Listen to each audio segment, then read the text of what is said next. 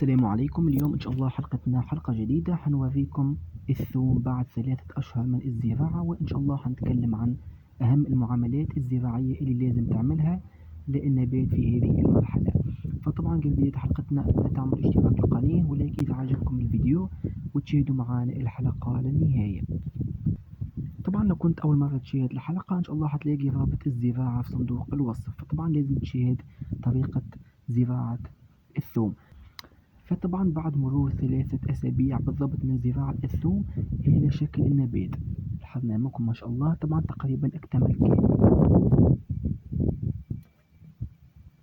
بالنسبة لل3 خطوط اللي أتمينا زراعتها، طبعا النمو طبيعي للثوم بعد لازم يكون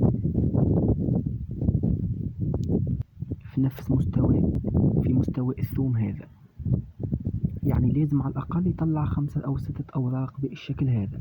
طبعا من أهم المعاملات الزراعية اللي لازم تعملها للنبات في المرحلة هذه إنك تقلل من الري. طبعا ممنوع إنك تروي النبات كل يومين أو كل 3. طبعا الثوم بيحتاج الري الكثير، يعني ري كل 5 أيام أو كل أسبوع حتكون ممتازة جدا. وطبعا لازم تجنب الري كل يوم، وطبعا كثرة الري حتؤدي إلى تعفن الفصوص في أسفل التربة. طبعا ثاني حاجة لازم تعملها هي إنك تقوم بعزيق التربة ورفع الخطوط. طبعا مثل ما تلاحظوا أمامكم إحنا قمنا بعزيق التربة، وبعدها طبعا أتمينا رفع الخطوط بالشكل هذا.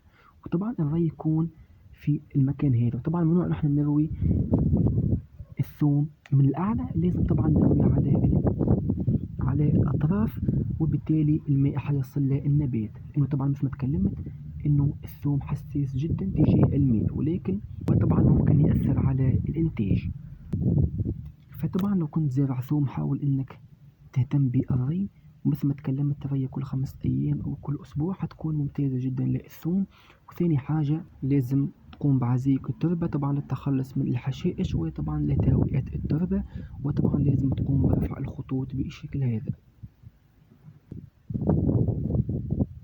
وطبعا في المرحلة هذه ممنوع انك تسمد بأي نوع من الأسمدة، سواء الأسمدة الطبيعية أو الأسمدة الكيميائية، فقط بنهتم بالري. وإن شاء الله خلال شهر آخر حنبدأ إن شاء الله في التسميد. فقط هذه كانت أهم المعاملات الزراعية اللي لازم تعملها للثوم بعد 3 أسابيع فقط من الزراعة. إن شاء الله حنتابع معاكم الثوم مثل ما عودناكم في القناة من تاريخ الزراعة لغاية الحصاد. طبعا في نهاية الحلقة أتمنى تكون عجبتكم، وعندكم أي سؤال أتمنى تكتبوه أسفل التعليقات، وإن شاء الله ملتقانا في الحلقات المقبلة. وشكرا والسلام عليكم ورحمة الله تعالى وبركاته.